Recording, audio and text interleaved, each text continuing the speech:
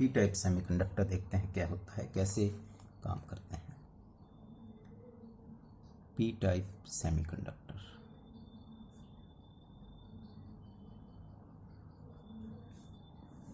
Let us see what happen in this case. Silicon ले लेते हैं इस बार।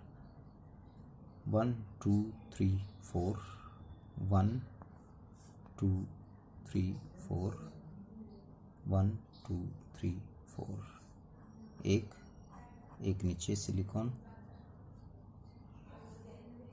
एक इधर और एक इधर। ठीक है, ये इसके साथ नीचे चला जाएगा, इसका यहाँ चला जाएगा, एक यहाँ पर, और इस तरीके से इसके अंदर भी सिलिकॉन जो है बॉन्ड फॉर्मेशन करता रहेगा कोवलेंट की।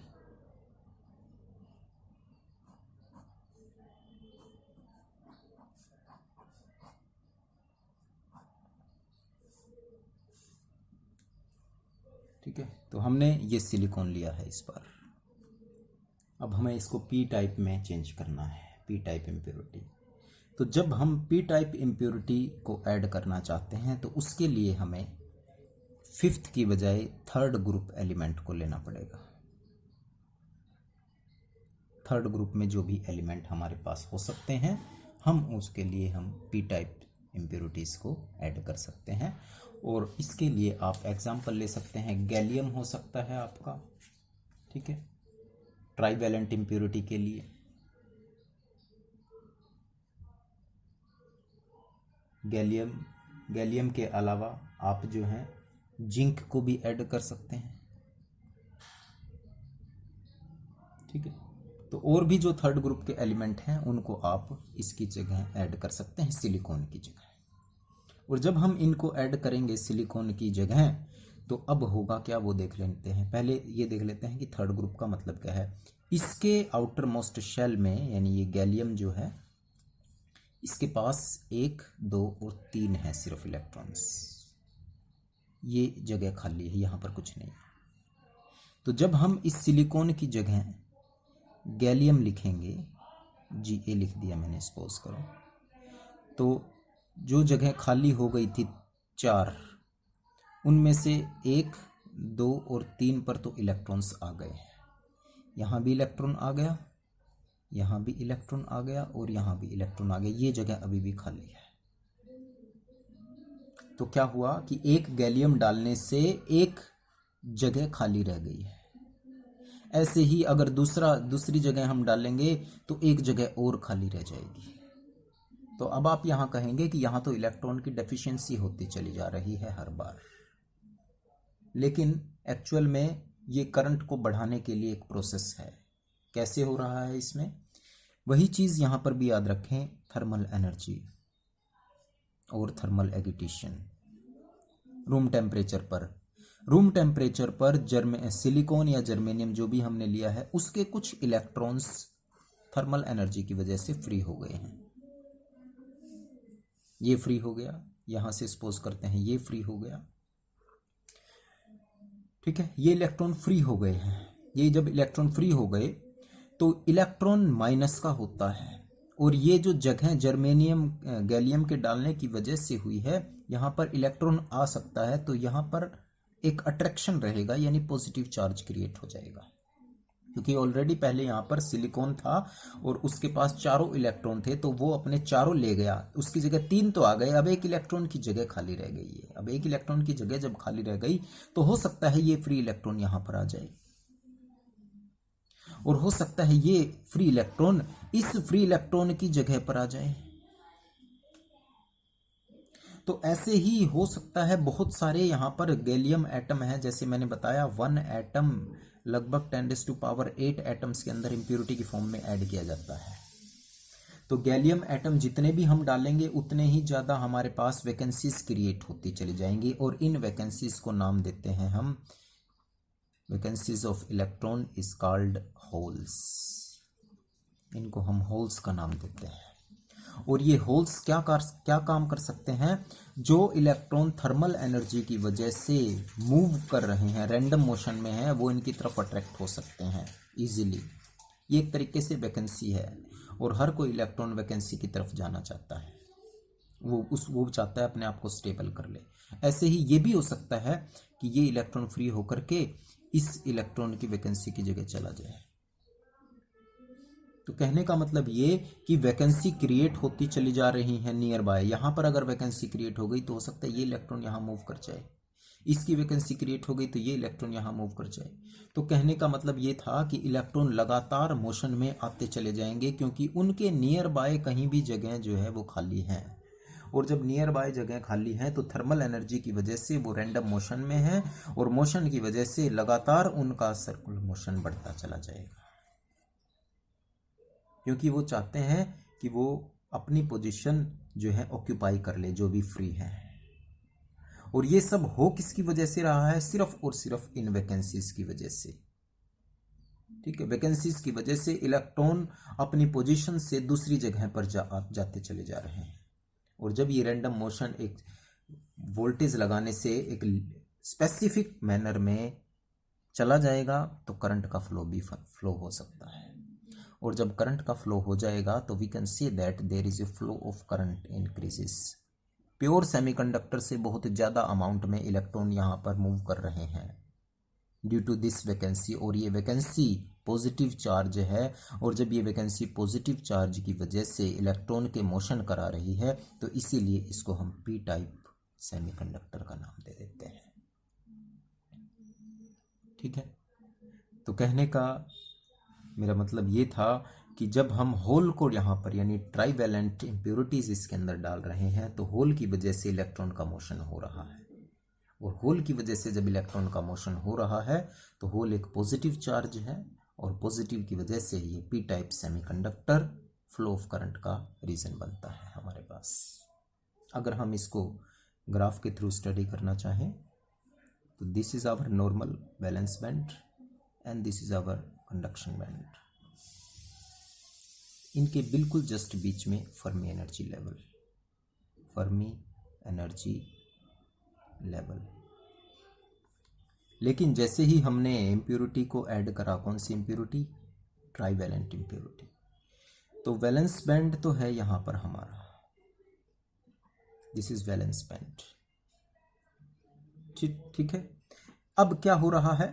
जगह ज्यादा खाली मिल रही हैं। जगह ज्यादा खाली मिलने का मतलब है कंडक्शन बैंड शिफ्ट हो गया नीचे, ताकि इलेक्ट्रॉन इजीली उसके पास चला जाए।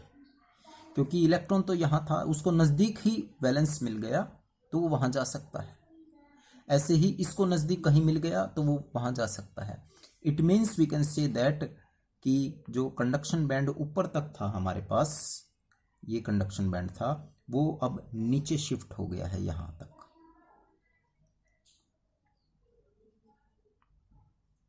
यहां पर शिफ्ट हो गया है, और इसको हम बोलते हैं donor level, sorry acceptor level. Donor तो उसमें था, that is known as acceptor, क्योंकि एक्सेप्ट कर रहा है इलेक्ट्रॉन्स को।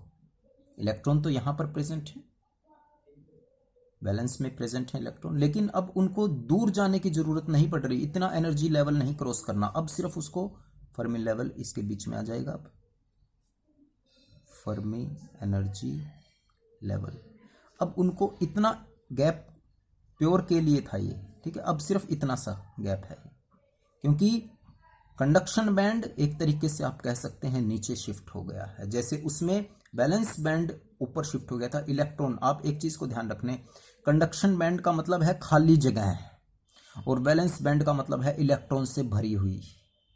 तो पहले में इलेक्ट्रॉन बढ़ते गए, तो बैलेंस बैंड का मतलब इलेक्ट्रॉन से भरा हुआ इतना बढ़ गया था पहले में, एन टाइप में, ठीक है। अब खाली जगह ज़्यादा बढ़ती जा रही हैं, होल्स ज़्यादा हैं, इलेक्ट्रॉन कहीं भी शिफ्ट हो सकता है, तो खाली जगह का मतलब कंडक्शन बैंड नीचे की तरफ शिफ्ट हो गया है। और जब कंडक्शन बैंड नीचे की तरफ शिफ्ट हो गया तो electron easily can move from valence to conduction band, and the gap between them is reduced again.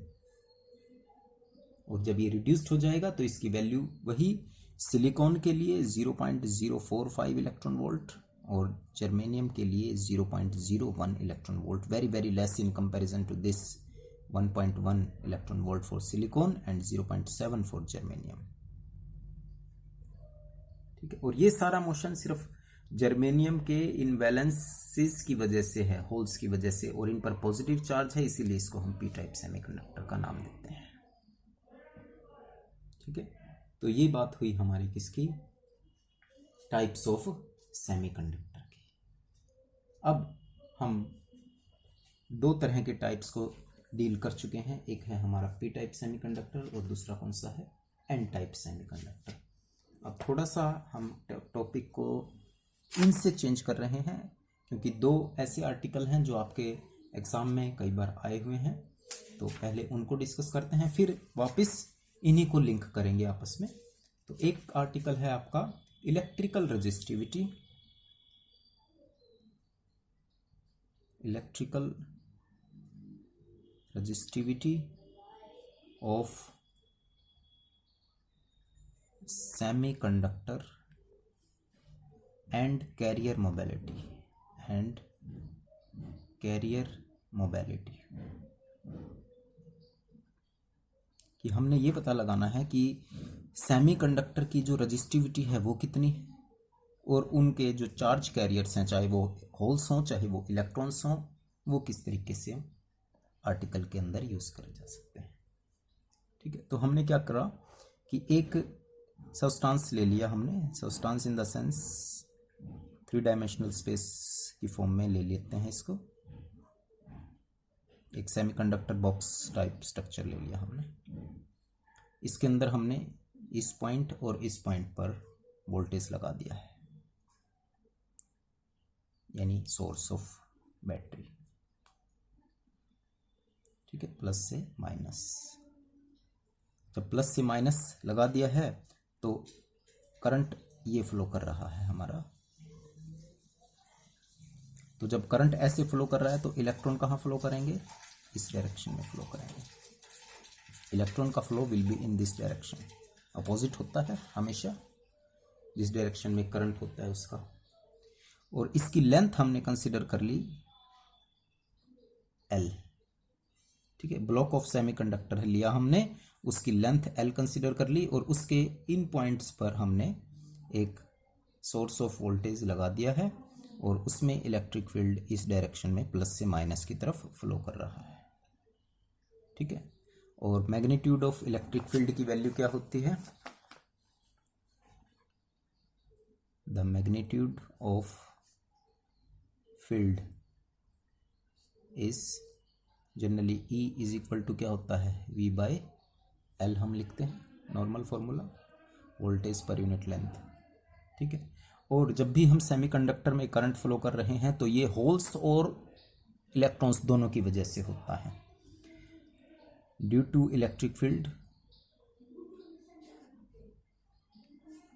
The current is flowing in the semiconductor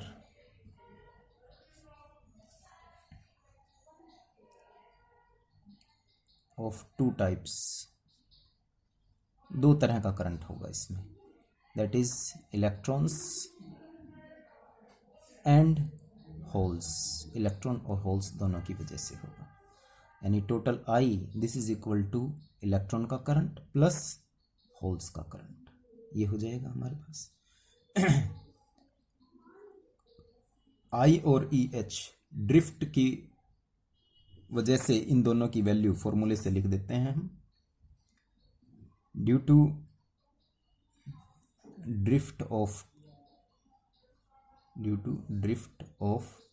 free electrons and holes, these are given as IE की value, +2 में आपने formula पढ़ा होगा, NEAVE,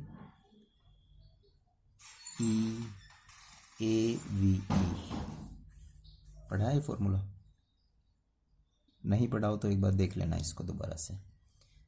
E का मतलब charge, number, area और drift velocity of electrons. ऐसे ही IH को हम क्या लिख सकते हैं, EN, ये इलेक्ट्रॉन्स का मोशन था, ये होल्स का है number, A and this is VH। ठीक है, तो यहाँ पर इन दोनों को पुट कर दो तो total current I is equal to क्या हो गया, ENEAVE प्लस ENHAVH।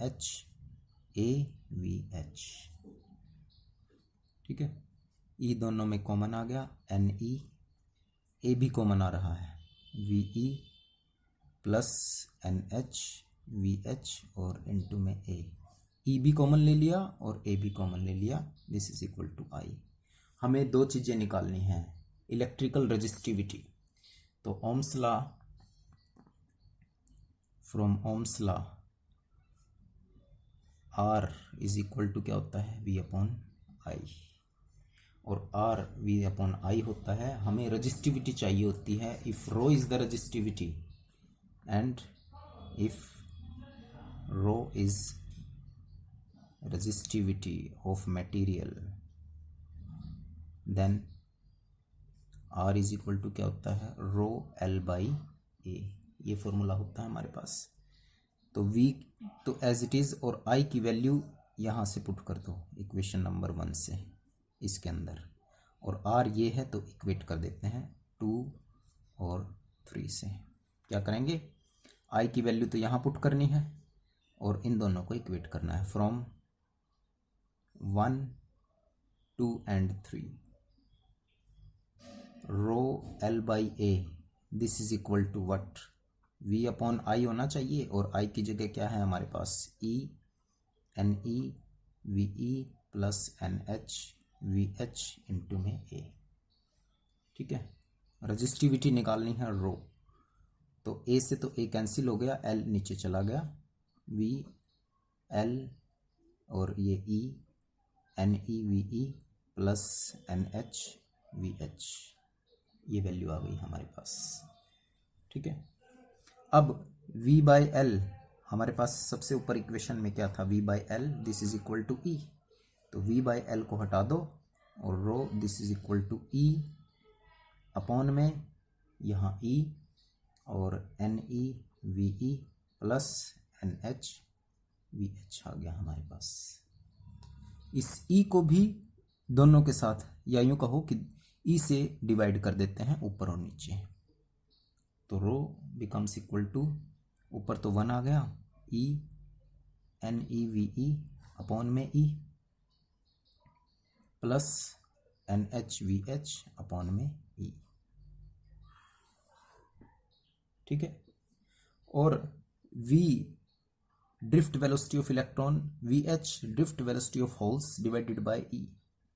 ठीक है, तो this is velocity of electron per unit electric field, velocity of holes per unit electric field. तो इसको हम क्या लिख सकते हैं, वी ई अपॉन में E, this is drift velocity of electrons per unit electric field. ऐसे ही V H divided by E drift velocity of holes per unit electric field. ठीक है, और इसको हम बोलते हैं mobility, that is also known as mobility of electrons, mobility of electrons, और इसको बोलते हैं मोबिलिटी ऑफ होल्स। ठीक है, और इस मोबिलिटी को हम जनरली रिप्रेजेंट कर सकते हैं म्यू ई से, and that is mu H. तो resistivity becomes equal to I, E बाहर N E mu E plus N H mu H. ठीक है, तो ये हमारे पास रेजिस्टिविटी का फॉर्मूला आ गया। और अगर हमें कंडक्टिविटी निकालनी है, इलेक्ट्रिकल कंडक्टिविटी, तो सिग्मा इसका रिवर्स हो जाता है, तो ये वैल्यू आ गई 1 बाय, अपोजिट हो गया, रिवर्स हो गया, तो ये ऊपर चला गया इसके, तो E N E mu E plus N H mu H. So this is the conductivity and this is the resistivity. तो हम इलेक्ट्रिकल कंडक्टिविटी या रेजिस्टिविटी से नंबर ऑफ फ्री इलेक्ट्रॉन्स और नंबर ऑफ होल्स को फाइंड आउट कर सकते हैं, या उनकी मोबिलिटी को भी फाइंड आउट कर सकते हैं। ठीक है, यानी कहने का मतलब ये, अगर हमें दोनों पता हो तो हम कंडक्टिविटी और रेजिस्टिविटी दोनों ही चीज़ें पता लगा सकते हैं। तो ये तो था हमारा आर्टिकल इलेक्ट्रिकल कंडक्टिविटी के लिए। एक आता है आपके लिए इसमें hall effect.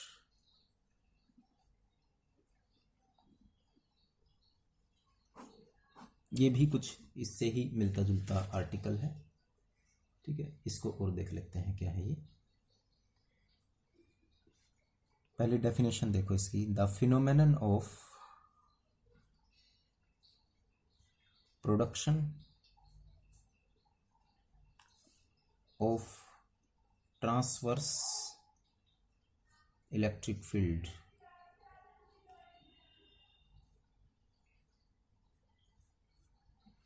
Due to magnetic field is called Hall effect. यानी अगर हमारे पास मैग्नेटिक फील्ड है तो मैग्नेटिक फील्ड की वजह से अगर हम इलेक्ट्रिक फील्ड को स्लैब के अंदर प्रोड्यूस कर रहे हैं तो वो फिनोमेनन हॉल इफेक्ट है। ये एक्सपेरिमेंट भी होता है, प्रैक्टिकली भी प्रूफ कर सकते हैं हम इसका,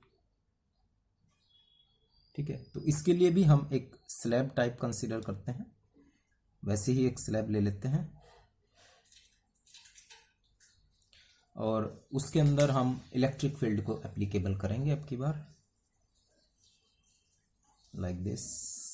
ये हमने एक स्लैब कंसीडर कर ली।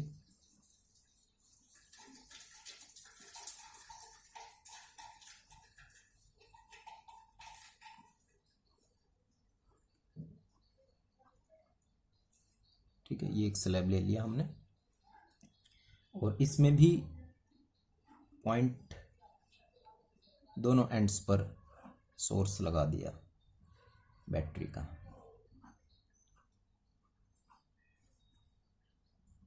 ठीक है, और हम इस डायरेक्शन को एक्स वाई जेड के थ्रू रिप्रेजेंट भी कर रहे हैं। This is the direction of X, this is the direction of Y and this is the direction of Z. तो हमने एक्स की डायरेक्शन में इलेक्ट्रिक फील्ड अप्लाई कर दिया है यहाँ, ठीक है। और मैग्नेटिक फील्ड वाई की डायरेक्शन में अप्लाई करेंगे तो मैग्नेटिक फील्ड यहाँ रहेगा ऊपर की तरफ, नीचे से ऊपर अपवर्ड डायरेक्शन में मैग्नेटिक फील्ड है।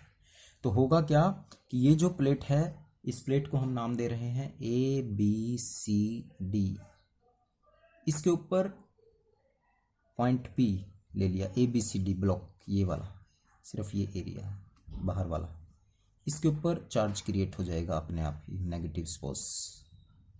ठीक है, यहाँ हमने पॉइंट पी ले लिया तो पॉइंट पी पर यानी कि जो ए बी सी डी है वहाँ पर नेगेटिव, और जो A dash B dash C dash और डी डैश है इसके ऊपर पॉजिटिव, अपोजिट वॉल्स। आप यूँ समझ सकते हैं, एक तो दीवार के सामने और एक दीवार के जस्ट अपोजिट, यानी आप रूम में खड़े हैं, रूम में तो अपोजिट वॉल्स के ऊपर एक पॉजिटिव और पीछे की तरफ नेगेटिव। ये ऊपर नहीं है, यहाँ नहीं है, ठीक है, ये यहाँ पर है। इसके ऊपर पॉजिटिव और यहाँ पर नेगेटिव क्रिएट हो चुका है, ठीक है, यहाँ, ठीक है। ये पीछे वाले स्लॉट में और ये आगे वाले स्लॉट की बात हो रही है।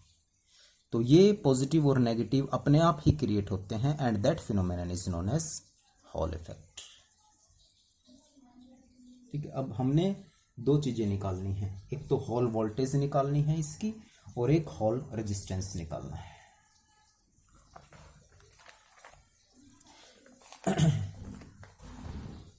क्योंकि जब हमने फील्ड अप्लाई किया है, देखो यहाँ पर हमने फील्ड अप्लाई किया था इन दोनों के ऊपर, इलेक्ट्रिक फील्ड, और बी की वैल्यू यहाँ ऊपर की तरफ थी, तो यहाँ जो वॉल थी और इससे पीछे वाली वॉल्स के ऊपर जो है वो क्रिएट हो गया था। तो जो इलेक्ट्रॉन का मोशन हो रहा है इसके अंदर, वो इलेक्ट्रॉन इसकी तरफ मूव हो जाएंगे तो नेगेटिव क्रिएट हो जाता है बाहर की तरफ पी पॉइंट पर, और यहाँ पर पॉजिटिव क्रिएट हो जाता है। ठीक है, देखो यहाँ ये चार्ज ऐसे फ्लो हो रहा है प्लस से माइनस की तरफ। तो अगर वो इलेक्ट्रॉन जो मोशन में है, ठीक है, इलेक्ट्रॉन मोशन में है, मैग्नेटिक फील्ड की वजह से पी पॉइंट यानी बाहर की तरफ, आपकी तरफ पी पॉइंट की तरफ हो गई तो नेगेटिव क्रिएट हो जाएगा यहाँ, और दूसरी वॉल के ऊपर क्या आ जाएगा, पॉजिटिव चार्ज क्रिएट हो जाता है। ठीक है, तो जो इलेक्ट्रिक इफेक्ट है, the deflection of charge career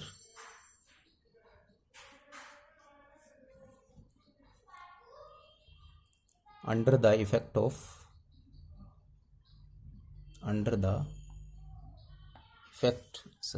दिखाई नहीं दे रहा शायद है,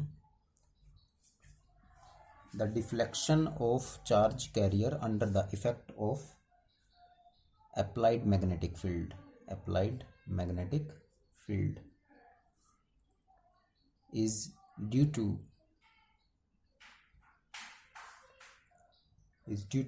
electric force।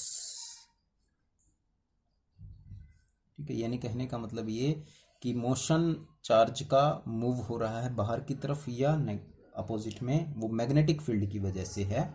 तो इलेक्ट्रिक फोर्स यानी Q V B this is equal to E H, ये हो जाएगा।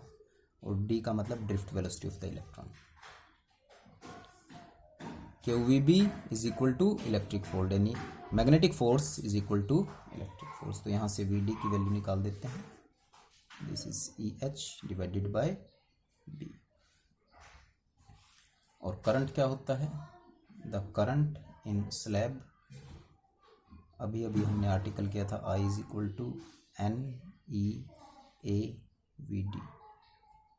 ठीक है, ए इज द एरिया। अगर डब्ल्यू इसकी विड्थ है, if W is width and T is thickness of slab, अगर डब्ल्यू विड्थ है और टी थिकनेस है तो एरिया क्या हो जाएगा, विड्थ इनटू थिकनेस। तो इस ए को हटा दो और ये लिख दो, आई इज इक्वल टू क्या आ गया, N E W T V D. V D निकाल देते हैं यहाँ से, आई अपॉन में एन ई डब्ल्यू इंटू में टी। ठीक है, अब यहाँ भी ड्रिफ्ट वेलोसिटी है, यहाँ भी ड्रिफ्ट वेलोसिटी है, इक्वेट कर दो 1 और 2 को, from 1 and 2 E H divided by B this is equal to I divided by N E W T हो गया। ठीक है, ई एच आपकी होल वोल्टेज है, और अभी हमने एक फॉर्मूला पढ़ा था, E is equal to V by L, और एल की जगह हम क्या लिख सकते हैं, E is equal to V by width लिख सकते हैं, इसकी विड्थ लिख लो या लेंथ लिख लो। ठीक है, तो हम इस ई एच की जगह हम क्या लिख रहे हैं, but E H is equal to V H upon में डब्ल्यू, इस फॉर्मूले के अकॉर्डिंग। ठीक है, तो ई एच को हटाओ और लिख दो वी एच अपॉन में B into W, this is equal to I N E W into में टी। ठीक है, तो डब्ल्यू से डब्ल्यू कैंसिल हो गया आपका, यहाँ से वोल्टेज निकाल देते हैं। तो वोल्टेज क्या आ गई आपकी, आई बी एन ई और T. This I N E that is known as Hall coefficient. ठीक है, ये आपका क्या है, सॉरी आई नहीं आएगा यहाँ, इसको हम 1 अपॉन में लेंगे। Here 1 upon N E not I is Hall coefficient,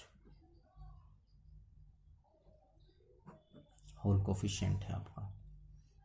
ठीक है, तो होल कोफिशिएंट की वैल्यू क्या हो गई, 1 अपॉन एन ई की वैल्यू, तो होल कोफिशिएंट ये बाकी उधर चला गया, यानी कि होल कोफिशिएंट आपका हो गया, this is equal to V H into में टी अपॉन में बी आई। ठीक है, और अगर हमें हॉल रेजिस्टेंस निकालना है तो आर एच क्या होता है, V upon I, V H upon I. तो वी एच की वैल्यू क्या थी हमारे पास, ये जनरल वैल्यू थी हमारे पास, तो ये आ गया हमारे पास बी एन ई इंटू में टी। ठीक है, तो हमने वी एच हॉल वोल्टेज भी निकाल दी कितनी है, हॉल कोफिशिएंट भी निकाल दिया कितना है, और हॉल रेजिस्टेंस की वैल्यू भी निकाल दी कितनी है। तो कई बार एग्जाम के अंदर ये पूछ लिया जा सकता है कि ये है क्या चीज़। अब इसकी एप्लीकेशन क्या है वो हमने देखनी है कि हम इस हॉल इफेक्ट को क्यों यूज करते हैं। It is use to determine